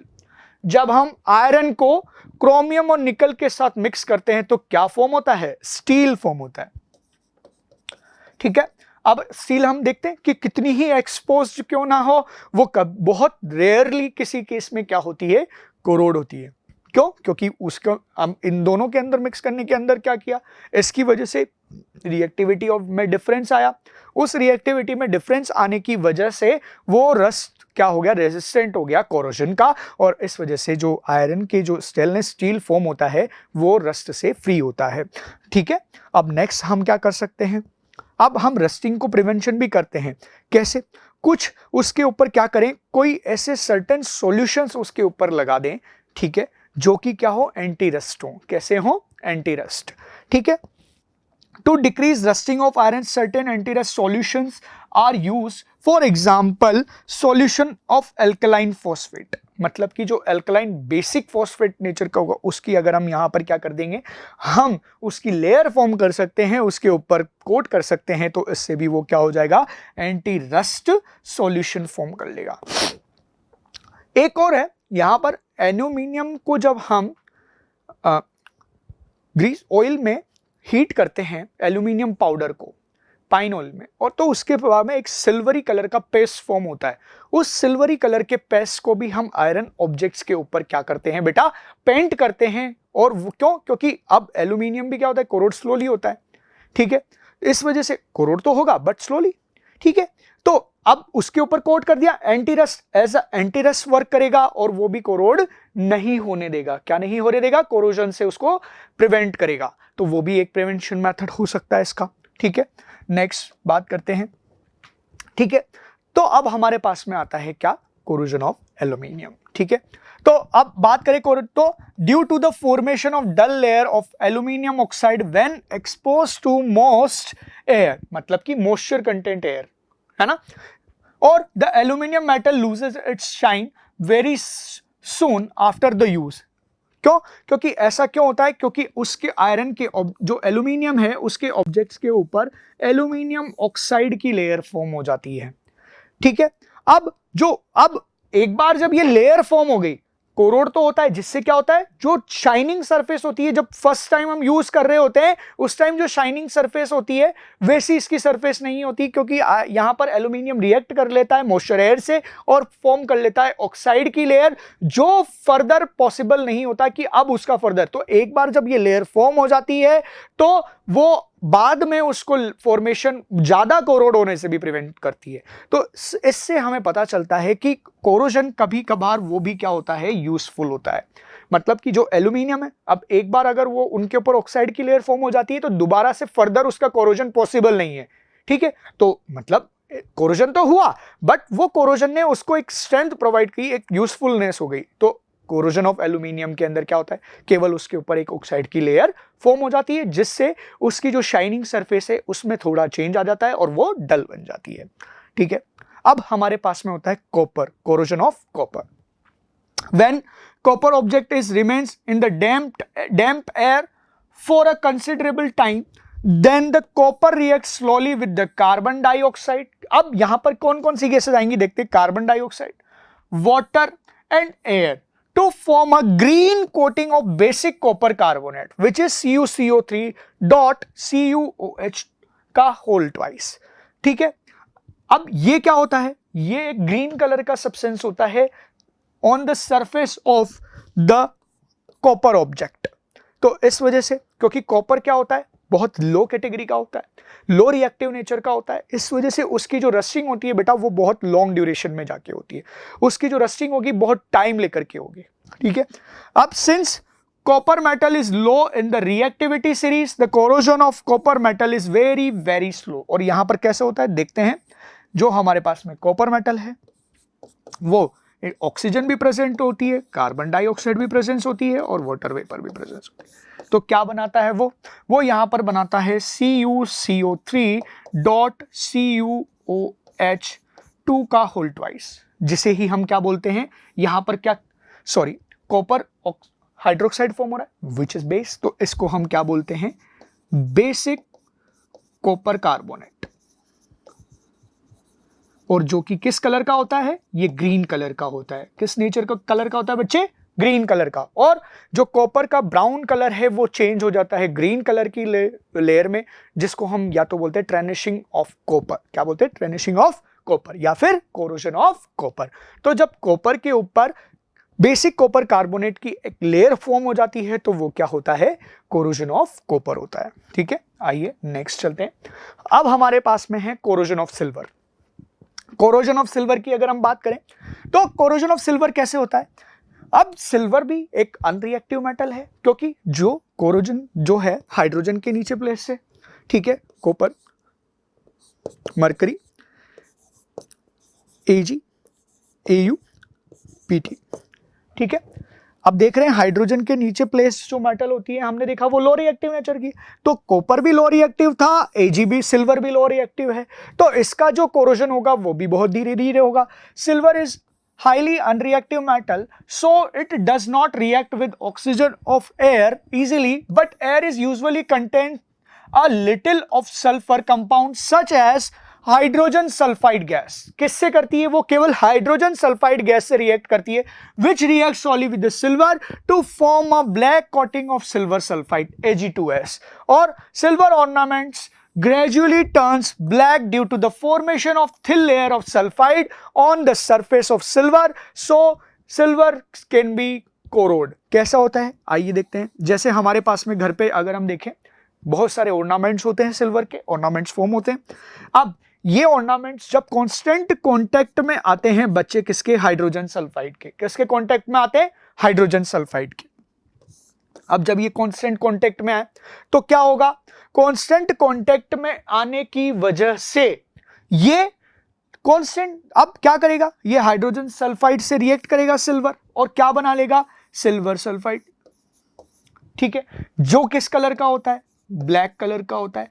और हम देखते हैं कभी कभी जो पुराने ऑर्नामेंट्स है उनमें जनरली ब्लैक ब्लैक कलर के स्पॉट्स नजर आते हैं. तो वो ब्लैक कलर के स्पॉट्स क्यों नजर आते हैं, क्योंकि वहां पर सिल्वर जो है सल्फर के साथ में कंबाइंड होकर के सिल्वर सल्फाइड फॉर्म में कर लेता है, जिसकी नेचर होती है क्या, कि वो आयरन को कोरोड कर देता है और उसके ऊपर लेयर फॉर्म हो जाती है किसकी, ब्लैक कलर की. और यही इसी फिनोमेना को हम क्या बोलते हैं, कोरोजन ऑफ आयरन या फिर ट्रेनिश्ड. और जो सिल्वर होता है उसे क्या बोलते हैं हम, ट्रेनिश्ड सिल्वर. क्या बोलते हैं, ट्रेनिश्ड सिल्वर. चलो नेक्स्ट बात करते हैं. अब इससे नेक्स्ट हमारे पास में आते हैं क्या, अलॉयज. अलॉयज क्या होते हैं, alloys are the homogeneous mixture of two or more metals and non metals. मतलब जब एक मेटल और नॉन मेटल, एक मेटल के अंदर हम या तो मेटल्स, या तो एक मेटल या फिर एक से ज्यादा मेटल और नॉन मेटल की मिक्सिंग करेंगे, तो जो हेट्रोजीनियस मिक्सचर फॉर्म होंगे, सॉरी होमोजीनियस मिक्सचर्स फॉर्म होंगे, उन होमोजीनियस मिक्सचर्स को ही ऑफ मेटल्स और नॉन मेटल्स को ही हम क्या बोलेंगे, एलॉय बोलेंगे. क्या बोलेंगे, एलॉय. जैसे हमारे पास में अगर बात करें स्टेनलेस स्टील, स्टील एक एलॉय है. अभी हमने देखा किसका, आयरन के अंदर हम मिक्सिंग करते हैं किसकी, निकल की और क्रोमियम की, ठीक है, और निकल दोनों की मिक्सिंग की, तो क्या फॉर्म हुआ, स्टील फॉर्म हुआ। और स्टील क्या है, क्या है, एक अलॉय है, किसका, आयरन का।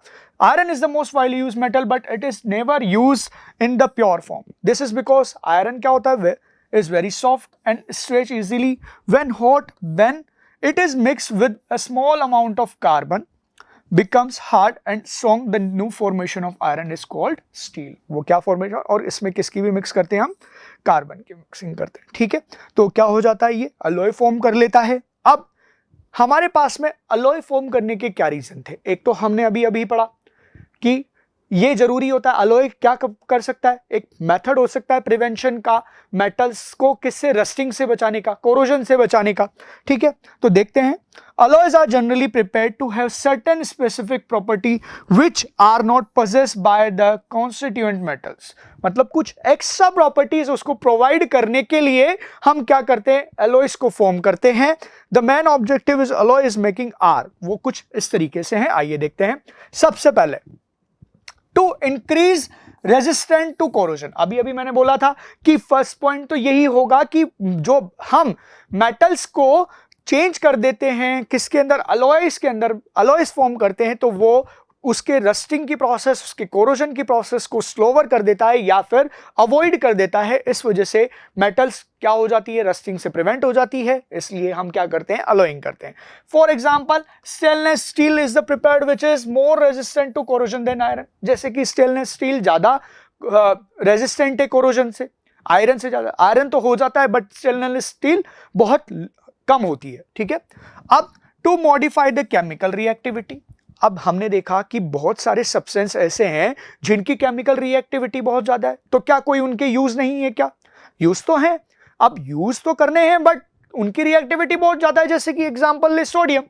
तो सोडियम की रिएक्टिविटी को लो करने के लिए भी हम क्या करते हैं वहां पर बच्चे, वहां पर इस्तेमाल करते हैं अलॉइंग का। वहां पर इनको किसी और मेटल्स के साथ मिक्स करके हम यूज कर लेते हैं ताकि जो इनकी रिएक्टिविटी है वो लो हो जाए। जनरली सोडियम को जो हम मेकिंग करते हैं उसकी रिएक्टिविटी को डिक्रीज करने के लिए तो मरकरी के साथ करते हैं, और जो कि फॉर्म करता है सोडियम अमलगम। और सोडियम अमलगम क्या फॉर्म करता है, सोडियम की रिएक्टिविटी को लो कर देता है, ठीक है। अब नेक्स्ट पॉइंट आता है हमें, अब कुछ मेटल्स बहुत ज्यादा सॉफ्ट होती हैं, तो उनको क्या करने के लिए, थोड़ी स्ट्रेंथ प्रोवाइड करने के लिए, थोड़ी हार्डनेस प्रोवाइड करने के लिए भी, हार्डनेस प्रोवाइड करने के लिए भी हम क्या करते हैं, अलॉइंग करते हैं। जैसे steel and alloy of iron and carbon is harder than iron. जो कि क्या होता है बच्चे, वो आयरन, स्टील क्या होता है, आयरन से ज्यादा हार्ड होता है, ठीक है, और इजीली, क्योंकि अभी वो जो आयरन है वो थोड़ा सॉफ्ट होता है रेदर देन, तो इसलिए उसकी हार्डनेस को इंक्रीज करने के लिए उसके अंदर कार्बन की मिक्सिंग की और क्या बनाया, स्टील बनाया, ठीक है। तो स्टील क्या होता है, वो हार्ड ज्यादा होता है, ठीक है। अब next, to increase the tensile strength, मतलब कि उसकी टेंसाइल स्ट्रेंथ को इंक्रीज करने के लिए, हैवी लोड बियर कर सकें, उसके लिए भी हम क्या करते हैं, हम वहां पर अलॉइंग करते हैं। जैसे नॉर्मल एग्जांपल है हमारे पास में magnesium is the alloy of magnesium and aluminium. किस किस का अलॉय है ये, मैग्नीशियम एंड एल्यूमिनियम का, जिसकी कैपेसिटी बहुत ज्यादा होती है, स्ट्रेंथ कैपेसिटी कितनी, स्ट्रेंथ बहुत ज्यादा होती है, ठीक है, और उसके जो हाई लोड को भी बियर कर सकता है। किससे, अकेले, केवल ओनली मैग्नीशियम और एल्यूमिनियम से। इन दोनों का अलॉय ज्यादा कैपेबल है, उसके अंदर ज्यादा टेंसाइल स्ट्रेंथ है, ठीक है। नेक्स्ट पॉइंट आता है, टू प्रोड्यूस गुड कास्टिंग। जैसे the type of metal is an alloy of lead, tin and mercury. मतलब कि जो लो रिएक्टिव मेटल होती है उनसे हम कास्ट करने के लिए यूज में ले सकते हैं। जैसे कौन कौन सी, लेड, पीबी, टिन और एचजी, ठीक है। तो इनको क्या कर सकते हैं हम, कास्टिंग के पर्पस से भी यूज कर सकते हैं, ठीक है। अब हम यहां पर नेक्स्ट पॉइंट की बात करें, है ना, तो हमारे पास में नेक्स्ट यहां पर पॉइंट है, उसके अंदर to lower the melting point. For example solder is an alloy of lead and tin which is it has 50% of lead and 50% of tin. For it has a low melting point that it is used for welding the electrical circuits. जो अब आपने solder देखा है, solder बेटा एक wire के जैसा ही होता है, ठीक है, वो यूज में आता है जब आप इलेक्ट्रॉनिक सर्किट डिजाइन करते हो, तो जो इलेक्ट्रॉनिक सर्किट हैं उनको सर्किट बोर्ड पर कनेक्टेड रखने के लिए वहां पर सोल्डरिंग की जाती है, और वो सोल्डरिंग होती है उस वायर को पिघला करके, मेल्ट करके, और वो वायर कौन सा होता है हमारे पास में, कौन सा होता है, सोल्डर होता है, और सोल्डर फॉर्म होता है 50% ऑफ लेड से और 50% ऑफ टिन की मिक्सिंग से, ठीक है। तो ये भी एक यूजफुलनेस थी। नेक्स्ट, अब हम कुछ इंपॉर्टेंट हमारे पास में अलॉयज हैं उनको एक डिस्कस करने जा रहे हैं। जैसे कि सबसे पहले हमारे पास में है उनकी प्रॉपर्टीज और उनकी यूजेस, किसके, कॉपर के। तो कॉपर के जो अलॉयज होते हैं हमारे पास में है ब्रास, सबसे पहले आता है हमारे पास में ब्रास। इसके कंपोजिशन की अगर हम बात करें ब्रास के अंदर, तो ब्रास का जो कंपोजिशन होता है उसके अंदर कॉपर होता है 60 to 80%, वेरिएशन में होता है, तो अलग अलग ग्रेड का ब्रास बनेगा, ठीक है। जिंक हमारे पास में होता है 20 to 40%, और brass is use for the decorative purpose of making scientific instruments. काहे के लिए यूज होता है, डेकोरेटिव। आपने देखा होगा ब्रास के फ्लावर पॉट्स बने हुए होते हैं, ब्रास के एंटीक्स बने हुए होते हैं, तो वो क्या होते हैं, एज अ क्या होते हैं, वो डेकोरेशन पर्पस में यूज में आते हैं वो मटेरियल्स, या फिर साइंटिफिक इंस्ट्रूमेंट्स में भी फॉर्म होता है। जैसे कि हम अगर बात करें, हमारे पास में बहुत सारी लैब्स ऐसी होती है, साइंटिफिक लैब्स, जिनके अंदर ऐसे इंस्ट्रूमेंट होते हैं जो कि ब्रास के बने हुए होते हैं, जैसे टेलीस्कोप, माइक्रोस्कोप और बैरोमीटर्स। ये सारे में इनके अंदर भी क्या यूज में आता है बच्चे, ब्रास यूज में आता है। अब नेक्स्ट है हमारे पास में ब्रॉन्ज। ब्रॉन्ज होता है जिसके अंदर कॉपर की जो परसेंट कंपोजिशन की अगर हम बात करें, कॉपर होगा 75 to 90% और टिन होगा 10 to 25% on the very of skates, ठीक है। अब ये किस किस के लिए यूज में आता है, फॉर मेकिंग स्टेच्यूज, ठीक है, कुकिंग यूटेंसिल्स एंड कॉइन्स। किस किस को बनाने में, जो हमारे मैक्सिमम कॉपर के जो, अगर हम ब्रास के जितनी भी कुकिंग पॉट्स होते हैं या फिर बॉटल्स होती है, देखिए वो जनरली ब्रास की जो बॉटल्स आती हैं आप लोगों ने, तांबे की बॉटल्स, तो वो बॉटल्स कैसे फॉर्म होती है, जब कॉपर की मिक्सिंग हम टिन के साथ करते हैं तो क्या फॉर्म होता है, ब्रास फॉर्म होता है, जो स्टैच्यू और कुकिंग यूटेंसिल्स और कॉइन्स बनाने में काम में आता है। हमारे पास में है जर्मन सिल्वर नेक्स्ट, और जर्मन सिल्वर जो फॉर्म होता है बेटा, वो फॉर्म होता है उसका कंपोजिशन होता है, कार्बन की परसेंटेज होती है 30 to 60%, जिंक की हमारे पास में होती है 25 to 35%, निकल की होती है 15 to 35%। It is silvery white as malleable and ductile. It is used as emanation silver in making of ornaments and utensils and also for decoration purposes. ठीक है, मतलब कि जब सिल्वर को हम क्या करते हैं, सिल्वरी कलर का, व्हाइट सिल्वरी कलर का ही होता है वैसे जर्मन सिल्वर। तो आपने कभी कभी देखा होगा कि ऐसे भी प्रोडक्ट्स होते हैं जो सिल्वर जैसे दिखते हैं, बट वो प्योर सिल्वर नहीं होते हैं, वो सिल्वर मेटल नहीं है, वो जर्मन सिल्वर है, ठीक है। वो क्या यूज में आता है, उनकी मेलिएबिलिटी जो होती है और डक्टिलिटी सिल्वर से ज्यादा होती है, ठीक है। और वो यूज आते हैं किसके लिए, इमिटेशन सिल्वर बनाने के लिए, ऑर्नामेंट्स बनाने के लिए और यूटेंसिल्स बनाने के लिए, ठीक है। उसके बाद हमारे पास में होता है गन मेटल। गन मेटल, अच्छा आपने बियरिंग्स देखे, बियरिंग्स किसके बने हुए होते हैं, गन मेटल के बने होते हैं, ठीक है। जो कार के गियर्स वगैरह होते हैं, ठीक है, गियर्स को चेंज करने में जो बियरिंग्स वगैरह लगे हुए होते हैं, वो सारे किसके होते हैं बच्चे, वो गन मेटल के बने होते हैं।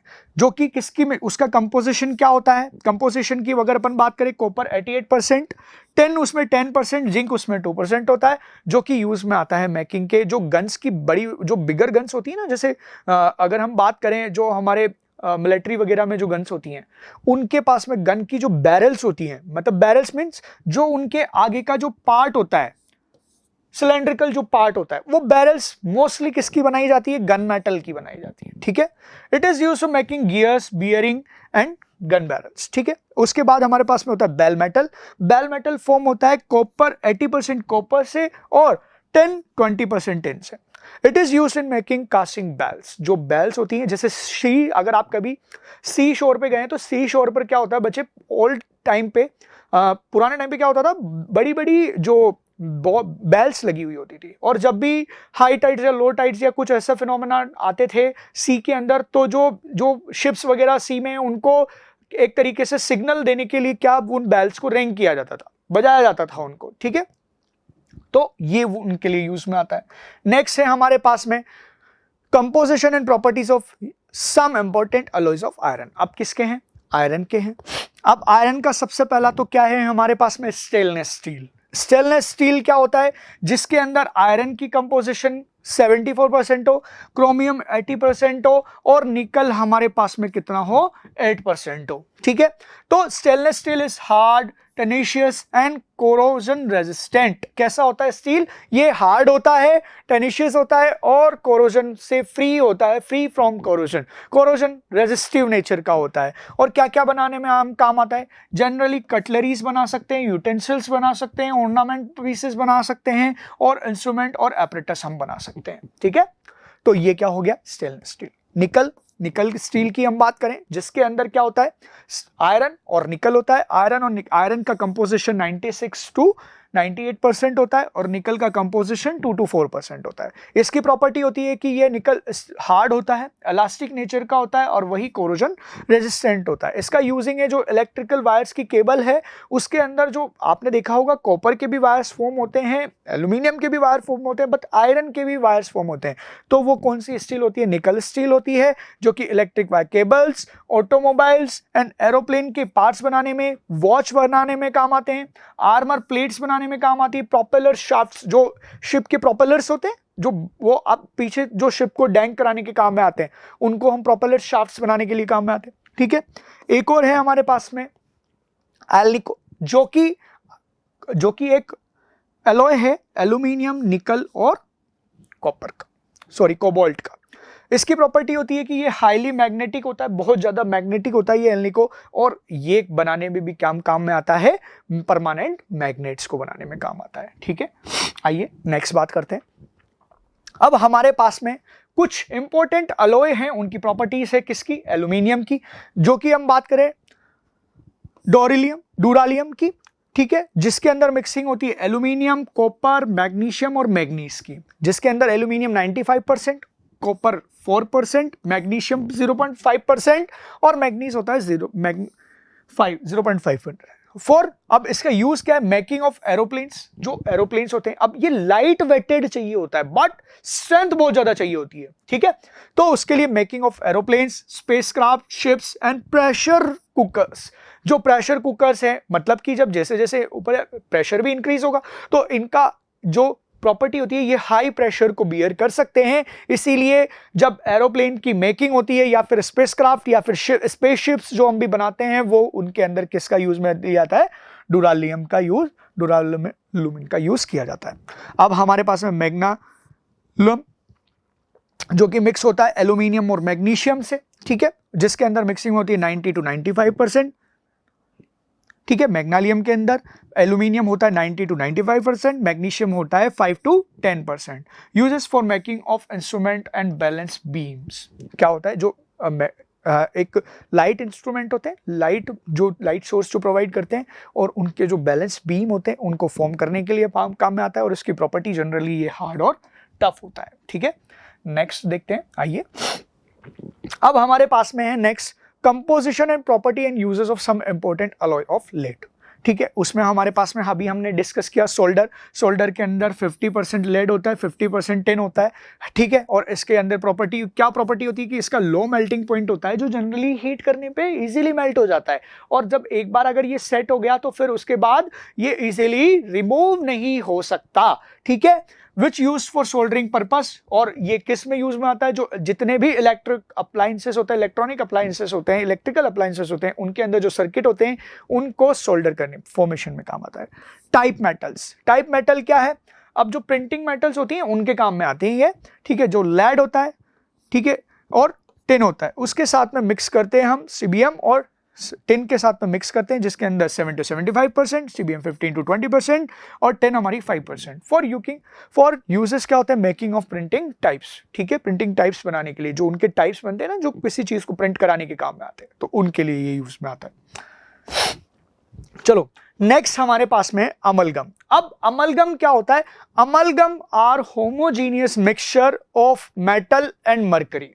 ये एक लिक्विड सॉल्यूशन होता है किसका, मरकरी और किसी मेटल का। तो जनरली जो सोडियम अमलगम है और वो फॉर्म होता है किससे, सोडियम और मरकरी से।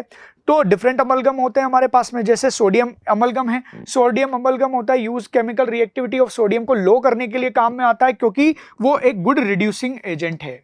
अब रिड्यूसिंग एजेंट क्योंकि सोडियम की रिएक्टिविटी इतनी ज्यादा है कि वो इजीली क्या करता है, मेटल के एक्सट्रैक्शन में हम उसको यूज में ले सकते हैं, ठीक है, जो कि हम देखेंगे भी आगे। वहां पर सोडियम की रिएक्टिविटी को लो कराने के लिए हम क्या करते हैं, यहां पर मरकरी के साथ उसकी रिएक्शन कराते हैं, तो ये क्या फॉर्म कर लेता है, सोडियम अमलगम। अब रिएक्टिविटी लो हो जाती है, इस वजह से ये इजीली क्या कर सकता है, वहां पर रिएक्ट कर सकता है और इसकी रिएक्शन विग्रस नहीं होगी, ठीक है। अब टिन अमलगम हमारे पास में use for Shivling cheap mirrors, जो चीप मिरर्स होते हैं उसके पीछे जो सिल्वरी कलर का पेस्ट होता है वो भी किससे बनता है, अमलगम से बनता है। The process of amalgamation is used for extraction of metal like gold silver from there native ores. तो उनके नेटिव ओर्स के अंदर से एक्सट्रैक्ट कराने के लिए सिल्वर और गोल्ड को हम क्या यूज में लेते हैं, सोडियम अमलगम यूज में लेते हैं, ठीक है। नेक्स्ट सब्सटेंस है हमारे पास में एक्वा रेजिया, जिसको हम लैटिन वर्ड में बोल सकते हैं रॉयल वाटर। क्या बोल सकते हैं बच्चे, रॉयल वाटर, ठीक है। और ये एक फ्रेशली प्रिपेयर्ड मिक्सचर होता है कंसंट्रेटेड हाइड्रोक्लोरिक एसिड का और कंसंट्रेटेड नाइट्रिक एसिड का, ठीक है, जिसके अंदर इनका रेशियो होता है नाइट्रिक एसिड और हाइड्रोक्लोरिक एसिड का जो होता है HCl और HNO3 का मिक्सचर होता है, ये 3:1 के रेशियो में, ठीक है। और क्या फॉर्म करता है, डिसॉल्व, और इतना पावरफुल होता है ये सॉल्यूशन कि ये क्या कर सकता है, गोल्ड को डिसॉल्व कर सकता है। Even though neither these of acid can not do no alone, और जबकि ऐसा दोनों एसिड अकेले अकेले नहीं कर सकते, बट जो इनका रिजल्टेंट सॉल्यूशन होता है जब हम HCl और HNO3 को, जिसको एक्वा रेजिया बोलते हैं, तो वो क्या कर सकता है, गोल्ड को भी मेल्ट कर सकता है। तो ये हाईली कोरोसिव नेचर का होता है, एक फ्यूमिंग लिक्विड, इसमें कंटिन्यूअस फ्यूम्स निकलती रहती है। It is one of the few reagent that is able to dissolve gold and platinum. ये एक ओनली बहुत क्या यार, जब हम इनके ऑर्नामेंट्स बना रहे हैं तो हमें इजीली इनको वहां पर मेल्ट भी कराना होगा और फिर इनको चेंज भी करेंगे, तो उसके लिए हम क्या यूज में लेते हैं, एक्वा रेजिया यूज में लेते हैं। आइए एक इंपॉर्टेंट पॉइंट डिस्कस करते हैं। Pure gold is known as 24 carat gold. जो हमारे पास में गोल्ड रहते हैं 24 कैरेट, ठीक है। अब ये 24 कैरेट होता है या फिर 22 कैरेट होता है, इसके अलावा भी होता है। तो ये क्या होता है, 24 कैरेट गोल्ड बहुत ज्यादा सॉफ्ट होता है, ठीक है, इसलिए ये सूटेबल नहीं होता है ऑर्नामेंट ज्वेलरी बनाने के लिए। तो इसको हम क्या करते हैं बच्चे, सिल्वर और कॉपर के साथ इसकी मिक्सिंग करते हैं और अलॉय बनाते हैं। और जनरली इंडिया के अंदर जो 22 carat gold is use for making ornaments. तो इंडिया में जो गोल्ड बनाने के लिए, ज्वेलरी बनाने के लिए जो गोल्ड यूज में आता है वो कितने कैरेट होता है, 22 कैरेट गोल्ड होता है। इट मीन्स दैट 22 पार्ट्स तो उसमें किसके होते हैं, प्योर गोल्ड के होते हैं, और 2 पार्ट्स में जो बाकी के रिमेनिंग 2 पार्ट्स है उसमें आइदर या तो कॉपर होगा या फिर सिल्वर मिक्स होगा। तो ये भी एक अलॉइंग का बहुत अच्छा एग्जांपल है।